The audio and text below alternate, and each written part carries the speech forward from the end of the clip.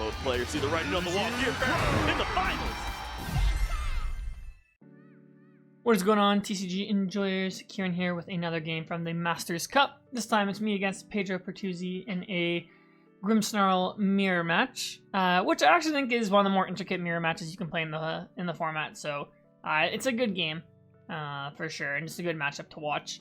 I'm using some endgame sleeves. If you want them, use code Ciaran on the website to get 10% off. Best sleeves in the game. They're also Canadian, so support Canadian. But yeah, so Pedro is one of the best players from Brazil, the LATAM region, just one of the best players in the world, to be honest. So it was really fun getting to play against him. You know, I normally play most of my tournaments in North America, so don't get the chance to play against a lot of international players. So that was one of the great parts about playing this tournament. And I have a bunch of other games from this tournament uploaded, depending on when you're watching this. I think I have like 5 or 6. So if you want to go watch more, put a link in the description to the playlist where I have all the games. So I have to go first in the mirror, which is a pretty big disadvantage. You want to go second because you want to get your TM Evo off if possible, just to get a couple Morgrems.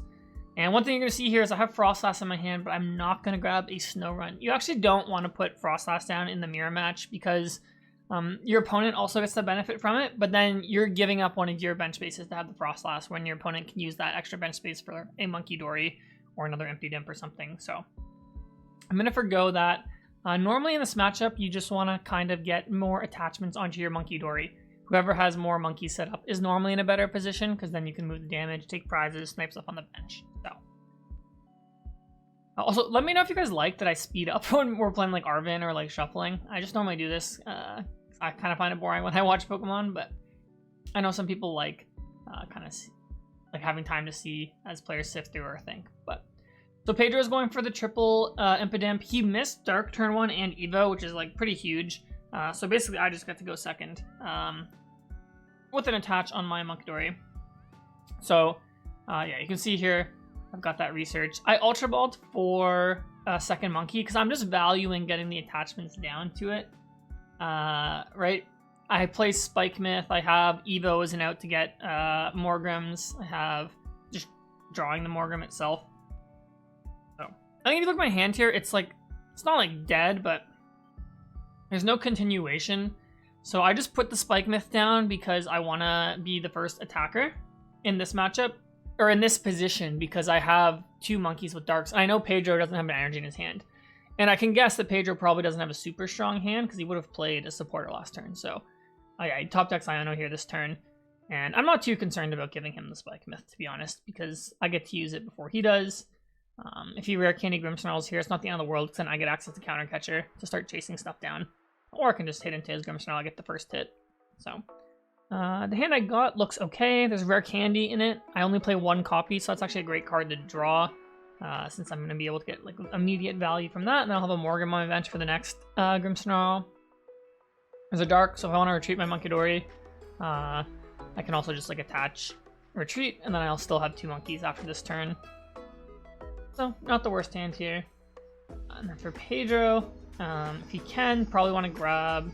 Well, he has Evo, so dark, but he just has double Morgrem naturally, so he doesn't really need the Evo.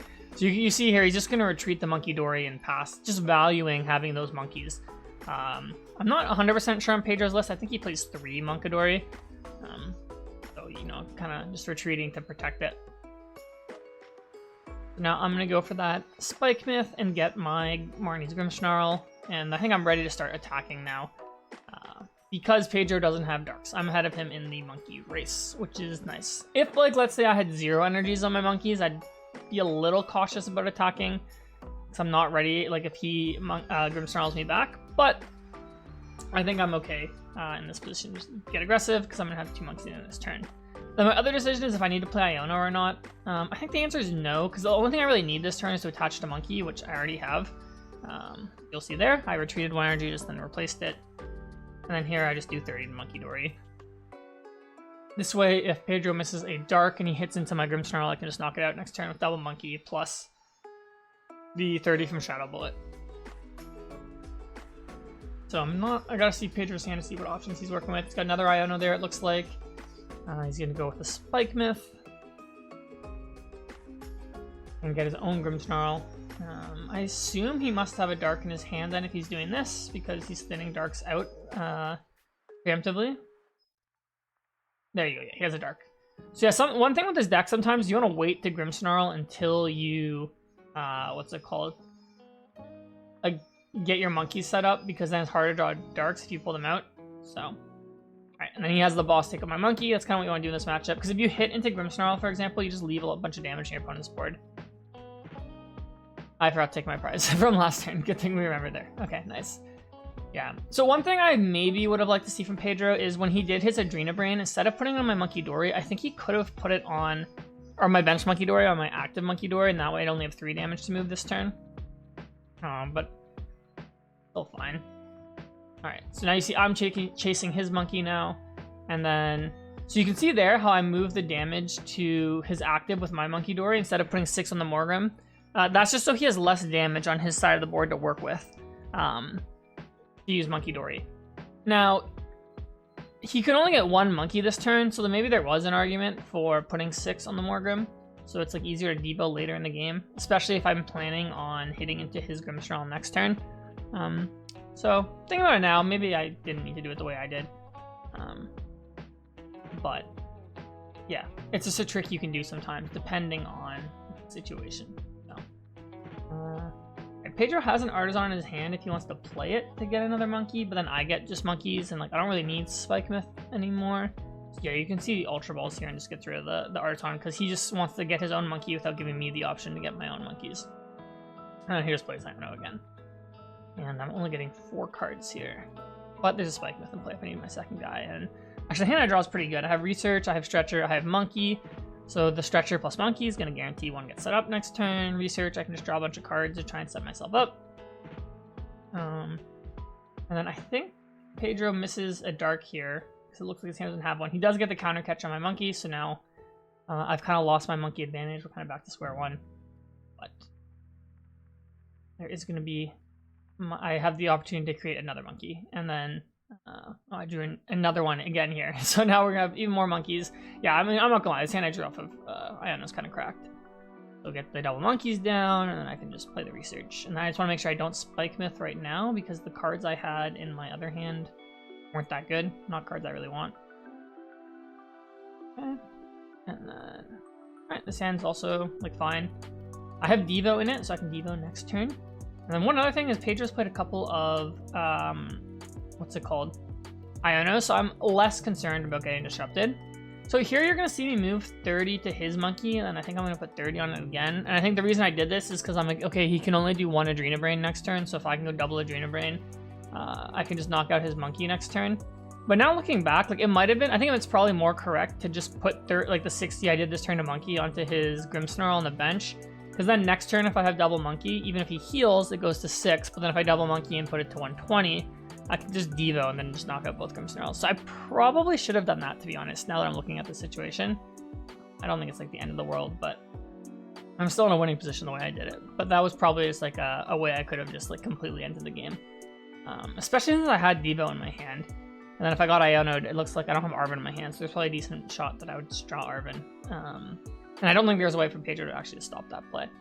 So yeah, now for Pedro, it's like he could Devo me, because my active is evolved from an Impidimp, because I played Candy, and then my Morgrem would go away. So if I wanted to attack next turn, I'd have to have Candy Grimmsnarl, which I don't play a second Candy, so he would actually buy himself a turn. But now as Pedro, you have no idea what my list is. So I mean, my hand's pretty large. I think I've only played like 1 Arven, so he has to just assume that I can just rare Candy if he does that. But yeah, so like that's kind of a good example of how without perfect list knowledge, games can be played out a little bit differently. So, hey, he's deciding here where to move the damage from. I think the bench monkey is correct. I can't Devo for a knockout on his Grimmsnarl because of the way I played it, so you don't really need to heal it. So like by doing it this way, it forces me to have a dark energy if I want to knock out his bench Munkidori next turn.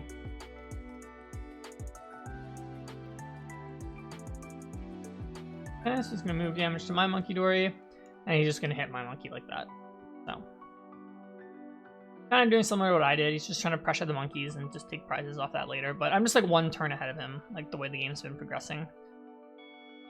Alright. I've got a dark, which is sweet. I don't know.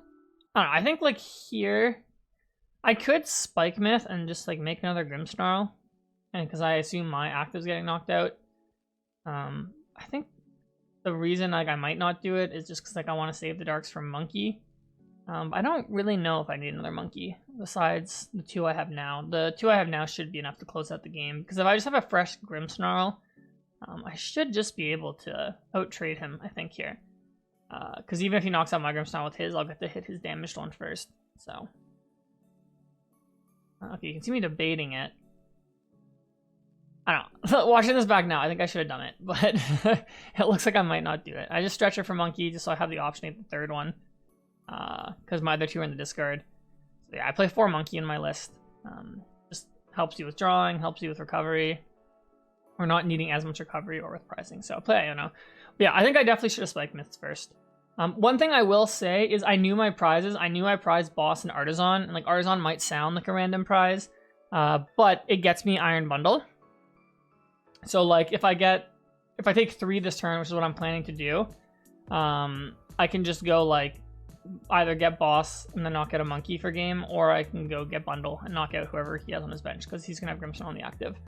You can see here actually like Iono, I drew double dark, which is actually really bad for me, because I can't Grimmsnarl next turn and then attach because there's none in my deck. I'm gonna need Rod, but I have Arven if I need Rod in my hand. But yeah, it's kind of awkward for me in this position, like the way I played it. But I mean, I had like knowledge of what my prize cards were, so that's kind of like, you know, like when you know what your prizes are, you can kind of play with that in mind.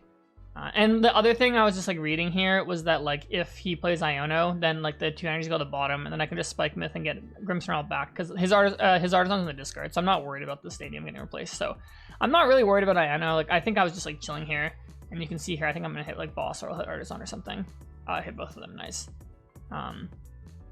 Yeah, because so by knocking out that Monkey on the bench, if he puts up Grimmsnarl, I go to 1, right? So I just need to get a Gust. The other thing you saw me do is I took 30 off of my active and only 30 off my bench Munkidori instead of fully healing it. And the reason I do it that way is I only left Pedro with 3 damage on his board. So even if he gets a second Munkidori, he can only move like 60 to my bench total this turn between his 30 with Monkey plus the Shadow Bullet. So by leaving the 30 on my Monkey, I guarantee that going into my next turn, I'll have at least 6 damage to work with. So if he Shadow Bullets my active and then does 30 to a Monkey, I'll have 6, and then if he, for whatever reason, like Monkey's at 30 somewhere on my bench, I'll have 90, which just means I just knock out his Monkey for game. So little tricks like that when you're playing Grimmsnarl Mirror are like really important, is like understanding how much damage your opponent can move and how you can like protect your Monkeys. So, I think at this point, Pedro asked me if I have Boss, or he's about to, because he doesn't have Iono.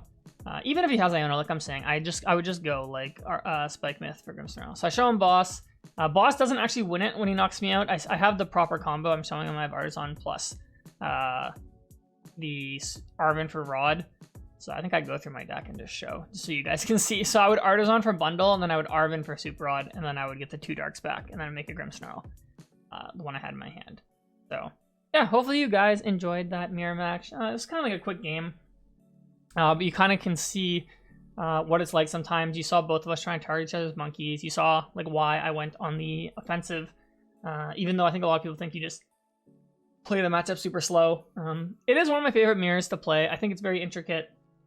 Lots of cool lines. Devo can come into play sometimes. We didn't see it this game, but I think both Pedro and I had opportunities to use Devo like to our advantage, but we both decided to just go the conventional attacking route. So yeah, hopefully you enjoyed the game. Like I said earlier in the video, I have a bunch more from this Masters Cup tournament. I've already posted myself against Tord. If you're watching this like after it came out in a few days, I've also got Gabriel Fernandez versus Tord. There's Rowan Stavino versus Andrew Hedrick. I also have Rowan versus Fabian. So lots of great games. Link below to the playlist with all of them. If you want to see more as they come, subscribe to the channel and just leave me a comment about what you think about the game. So appreciate you watching, and I will catch you next time.